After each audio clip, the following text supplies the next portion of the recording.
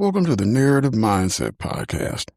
If this is your first time tuning in, I would really appreciate it if you went back and viewed previous episodes when you get time.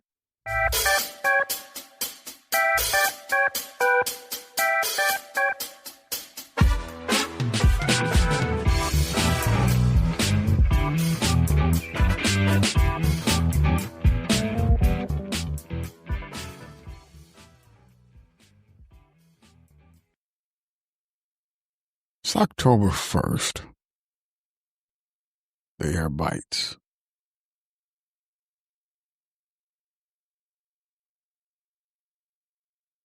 The sharp exhale of autumn. It's a promise, really. This chill, it seeps through my worn jacket as I walk the familiar cracked sidewalks of Dearborn. The last vestiges of Halloween have been swept away. The plastic pumpkins and grinning ghosts, a fleeting memory against the encroaching, serious beauty of November. I'm drawn to the edges. Always. Where the manicured lawns give way to an untamed patches. Where the rustle of fallen leaves sounds like a secret whispered by the wind. It's on these fringes that the real world starts. The world that hums beneath the rumble of the forward plant. The world that breathes when the artificial lights of the city dim. Tomorrow is November 1st. A cliche, I know. For a man who walks everywhere, but who has nothing but clothes on his back and the contents in his pocket. But for me, it's always been a turning point. The day the world truly sheds its summer skin and embraces the park. Honest reality of what's next. My breath plumbs in front of me.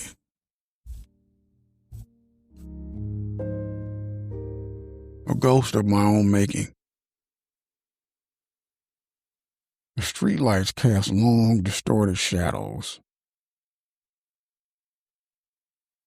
turning familiar shapes into monstrous, intriguing figures.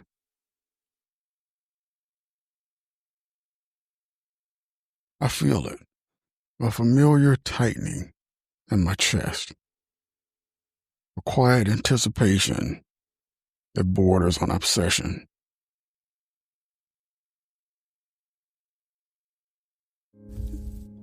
It's not just the change of the season I'm waiting for, though that's a potent part of it. It's them, the deer. I know it's peculiar. Most people in the sprawling urban landscape barely register the existence of wildlife beyond the pigeons that flock around the bus stop. But I see them. I see subtle signs, the scuff marks on the muddy verges, the delicate tracks pressed into the dew-kissed grass before dawn.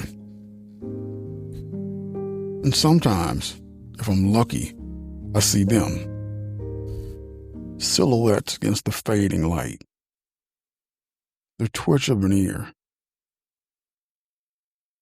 liquid dark of an eye. It's November 1st. It feels like the true unveiling. The hunting season is in full swing.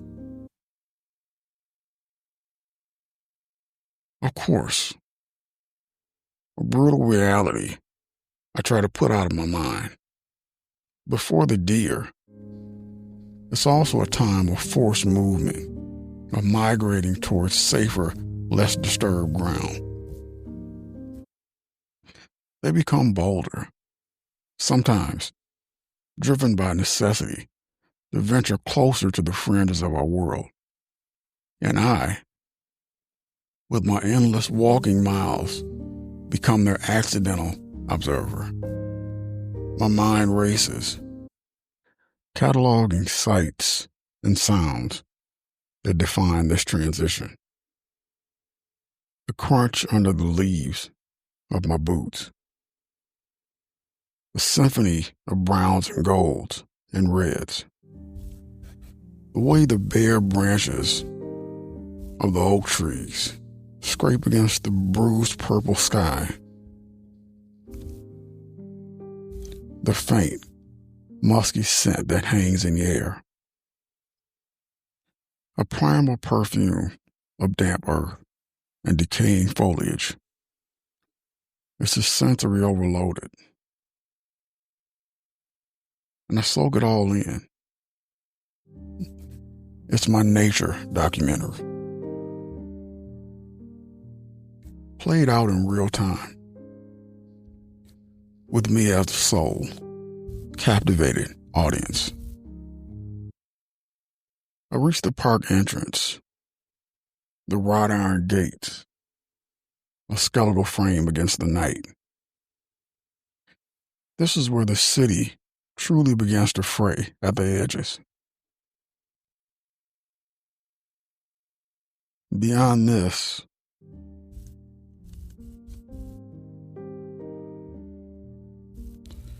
it's a tangled mess of woods, wetlands, and forgotten creeks. The very places they call home. A shiver, not entirely from the cold, runs down my spine. I trace the rough bark of maple, its leaves gone, leaving its intricate pattern exposed.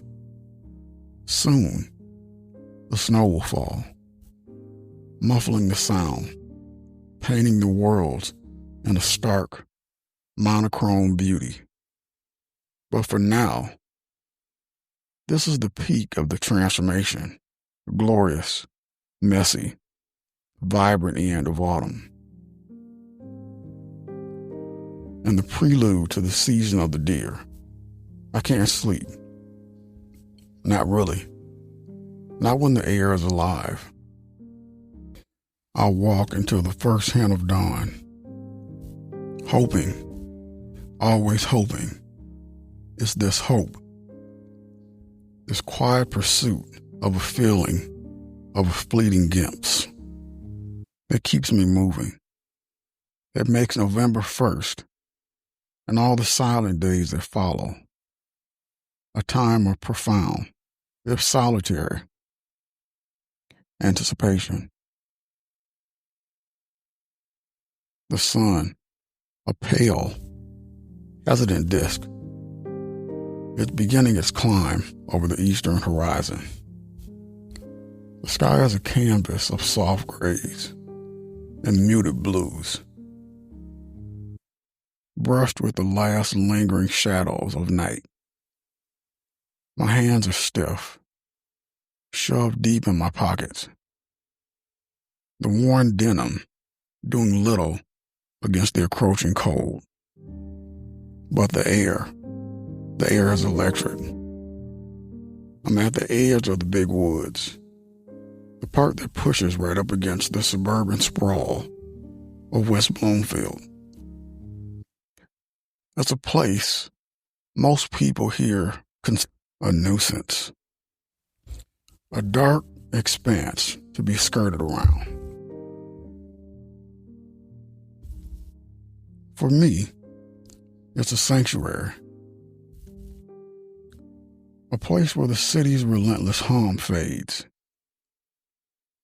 replaced by the rustling of unseen things and the immense silence of nature. This morning, though, there's a different kind of quiet, the almost silence that precedes movement, the still before the hunt,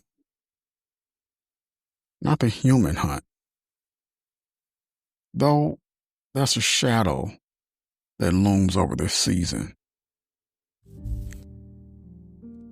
But the natural rhythm of predator and prey and the deer, they are the heart of that rhythm.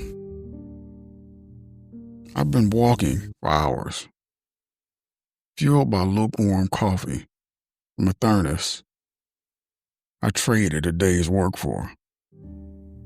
My route took me along the Rouge River Trail, the path slick with fallen leaves, the air thick with the smell of damp earth and decaying wood. I saw a fox, a flash of russet against the muted greens and browns, disappearing like a phantom into the undergrowth.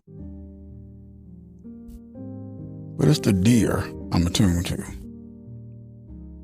I stopped by a patch of sparse woodland, the trees still mostly clad in their autumnal finery. A vibrant farewell before the starkness of winter. The sunlit, filtering through the leaves, cast dabbling patterns on the ground, making it impossible to keep my focus sharp, forcing my eyes to work harder. And that's when I saw it, a single, perfect imprint in the soft mud near the riverbank. A cloven hoof, fresh. My heart gave a little jump, a clumsy, excited flutter. It was a sign, a confirmation that they were here, moving, living their secret lives just beyond the reach of our manufactured world. I've always felt a kinship with these creatures. Perhaps it's because, like them, I'm often on the move, navigating the edges of society, observing from a distance. Perhaps it's the raw, untamed beauty of their existence, so utterly divorced from the anxieties and complexities of human life. Whatever it is, it's a deep, unwavering fascination. The obsession. I suppose I don't shy away from the world. It's what drives me. It's the reason I walk miles into the biting November wind. The reason I find myself drawn to these wilder spaces. It's the hope of a glimpse, a moment of shared experience. However ephemeral. Today feels different, though. There's a palpable energy in the air, a sense of profound change. The trees are losing their final leaves, creating clearer lines of sight through the woods. The ground is damp and soft, perfect for making the passage of those who tread lightly. And the deer, I feel it in my bones, are more restless. They are moving, preparing, their ancient instincts urging them towards the deeper, safer parts of the forest. I continue my walk, my pace steady, my senses heightened. I'm not just observing nature, I'm immersed in it. The chill seeps into my very being. But it's a vitalizing chill. It awakens me. It makes me feel more alive than any warm summer day ever could. I find myself pausing frequently, my gaze sweeping across the dense woods. I see the subtle shifts in the foliage, the way the branches sway, even when there's no discernible breeze at ground level. I listen for the snap of a twig, the rustle of leaves that's too deliberate to be wind. My mind plays tricks on me, conjuring fleeting movements in my peripheral vision.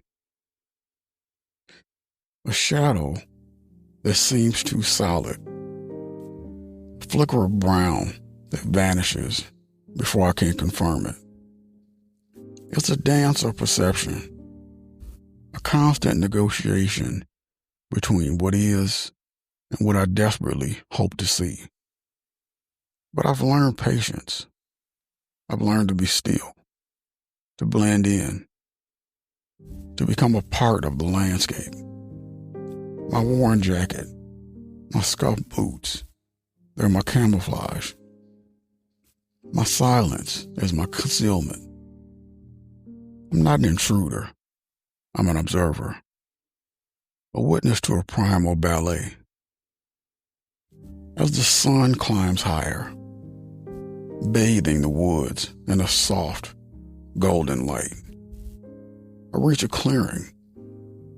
It's a place I've visited many times before. A small meadow bordered by thick pines. The air here is still, and the scent of pine needles is strong. And then I see them, 3 does, gazing peacefully at the far edge of the clearing. They are magnificent. Their coats are rich, warm, brown, blending seamlessly with the falling leaves. Their ears swivel, alert but not panicked. Their tails flick with a gentle rhythm. My breath catches in my throat. I stand frozen, a statue carved from the raw material of the earth. Don't dare make a sound. This is it. The moment I've been waiting for. The culmination of my quiet obsession. They are so close, yet so impossibly far.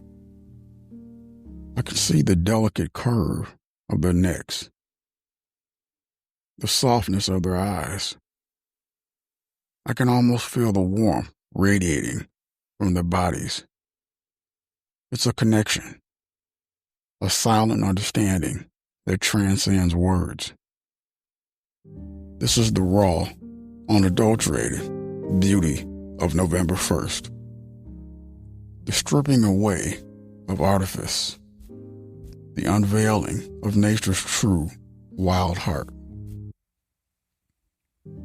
And in these moments, standing witness to their quiet grace, I feel a profound sense of hope. A hope that this wilderness will always endure. A hope that I, in my own small way, can be a part of its preservation. I stay there for a long time, until the deer, sensing my presence, though not quite understanding it, melt back into the dense woods. My hands are raw from the cold. My legs ache from the miles. But my spirit is full. November 1st, the day the world begins to breathe differently.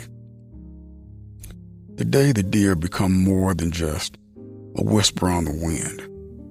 The day, for me, hope takes root, as firmly as the ancient oaks that guard these woods.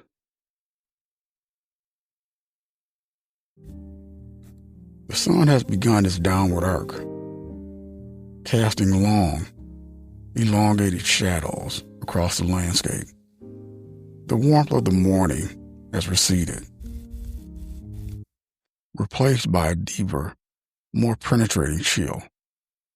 I've continued my walk, my mind still buzzing with the images of the morning's encounter. It's a feeling that lingers, a quiet joy that settles deep within my chest. My journey has taken me through a stretch of undeveloped land bordering the Grosse Pointe communities, a place where the manicured perfection of the estates gives way to a wilder, more untamely beauty. It's here, in these forgotten pockets of nature, that I feel most at home. I find myself drawn to the details, to the small wonders that most people overlook. The way a cluster of vibrant red berries clings to a thorny branch, a splash of color against the muted browns and grays, the intricate patterns of frost that are beginning to form on fallen leaves, like delicate lacework, the skeletal beauty of the bare trees, their branches reaching upward like gnarled, weathered fingers. My pockets hold the meager treasures of my day. A perfectly formed oak leaf, its edges curled like a forgotten letter, a smooth gray stone, worn, rounded by relentless caress of water, a single iridescent feather, a reminder of the avian world that dances above me. These are my talismans, tangible pieces of the wild that I carry with me. The obsession, it's not a burden, it's a compass. It guides me, not towards material wealth or social status, but towards something far more profound, a connection with natural nature. It's a deliberate choice to see the extraordinary in the ordinary, to find solace and beauty in the places others disregard. I've learned to interpret the subtle signs, the way the wind rustles through the reeds near a marsh, a language I'm slowly beginning to understand, the faint scent of damp earth and decaying leaves, a primal perfume that speaks of life's enduring cycle. And then there are deer. I saw another track today near a small creek that winds through the undeveloped land, larger than the morning's print and deeper. A buck, perhaps.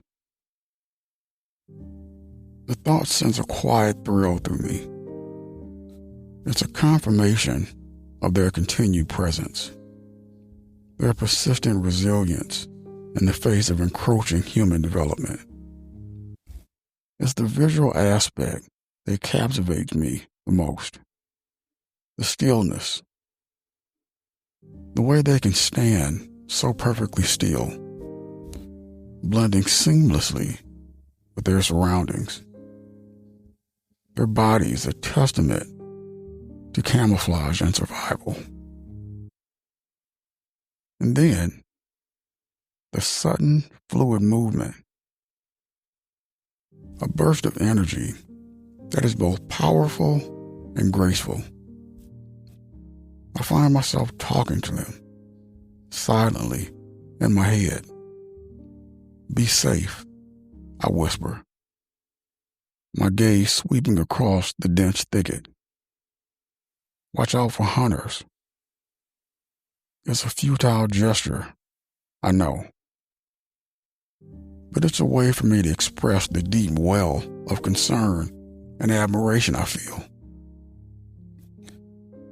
The setting sun cast a warm, golden hue over everything, turning the ordinary into something magical. The trees are silhouetted against the sky, their bare branches like intricate drawings. The air is crisp and clean, carrying the scent of wood smoke from distant chimneys. This is the essence of November 1st. For me, it's a day of transition, a shedding of the old, a bracing for the new. It's the beautiful, raw honesty of nature, stripped bare of its summer finery. And it's the promise of the deer, their quiet presence, a constant reminder of the wilderness that still exists. Even in the heart of the Detroit metro area, I've learned to embrace solitude, to find companionship in the rustling leaves and the silent flight of birds. My obsession, this deep yearning to witness the deer, has given me a purpose, a reason to keep moving, to keep observing, to keep appreciating the world around me. As I walk, the cold begins to bite deeper, urging me towards the promise of a warm dwelling. But I linger, soaking it in the last rays of sunlight. The lingering scent of pine and damp earth. I carry the images of the deer with me, etched into my memory, a source of quiet hope and enduring fascination. November 1st. It's more than just a date on a calendar. It's a feeling, a season, a silent communion with the wild. And for me, it's the beginning of a deep, abiding hope. A hope that is constant and as enduring as the ancient rhythm of the deer themselves. The streetlights of Dearborn cast a weak, flickering glow, illuminating the wet pavement where recent rain has fallen. My boots, soaked through, make a soft, squelching sound with each step. The air is heavy with the scent of damp concrete and the distant metallic tang of industry. A stark contrast to the wilder aromas I've been immersed in all day. My fingers numb, tucked into my pockets, searching for the comforting weight of my collective treasures. The oak leaf, the stone, the feather. They feel heavier now in the artificial light, more substantial. They are anchors to the solace I found earlier in the woods. It's been a long day, a pilgrimage of sorts, the kind of day that leaves you physically weary but spiritually re-energized. The kind of day that's defined by the quiet pursuit of a singular, consuming passion. The obsession, yes, that's what it is. A deep, unwavering fascination with the deer that share this urbanized landscape. A fascination that grows with each passing season, but it finds its most potent expression in the stark beauty of November 1st. Today, the feeling was more potent than ever. It wasn't just the visual beauty of the changing leaves or the crispness in the air. It was a palpable sense of transition, of the world shedding its familiar skin and preparing for something new, something starker, something more elemental. And the deer, They were the embodiment of that transition. Their movements more urgent, their presence more felt. Even when unseen, I saw them. I truly saw them.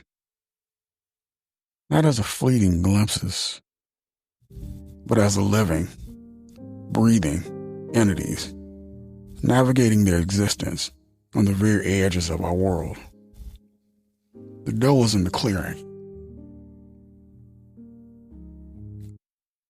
Their quiet grace, a stark contrast to the hurried, often chaotic lives of the people who live here. The phantom impression of a buck's track, a reminder of their strength and resilience. These images are seared into my mind, a constant source of wonder and a quiet affirmation of the wilderness that persists. I understand how strange this must sound. A man, walking everywhere, deeply invested in the movements of wild animals. But for me, it's a form of connection, a way to feel grounded in a world that often feels ephemeral and disconnected. The deer and their raw, untamed existence offer purity and honest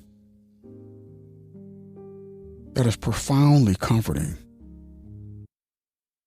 The hope I feel on November 1st is not a grand, sweeping hope for societal change or personal fortune. It's a quieter, more intimate hope, a hope that these wild spaces, these pockets of nature, will continue to exist. A hope that the deer will continue to thrive, to move through the dim light of dawn and dusk.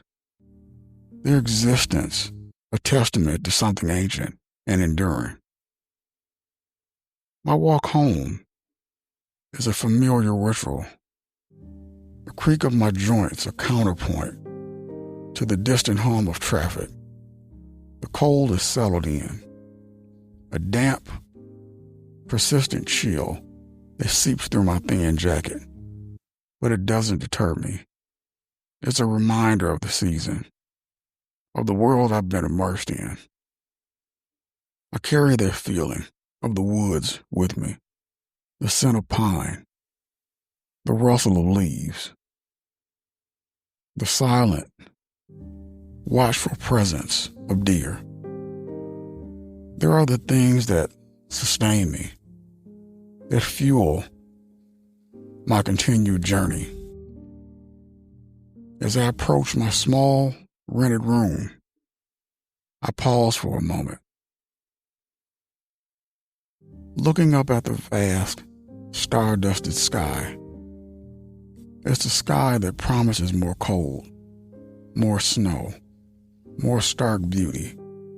And in that promise, there's a quiet, enduring hope. The hope that tomorrow and the days that follow will bring more glimpses, more moments of silent communion, more reminders of the wild heart that beats even here in the heart of the Detroit metro area. It's the day of becoming. The season sheds its colors. The world strips away its artifice, and the deer, in their quiet, determined way, become more visible, more real. And in that visibility, I find my own sense of purpose, my own quiet joy. The obsession continues, not as a burden, but as a guiding light, leading me towards the enduring hope that is November. Thank you for tuning in to this episode of the Narrative Mindset Podcast.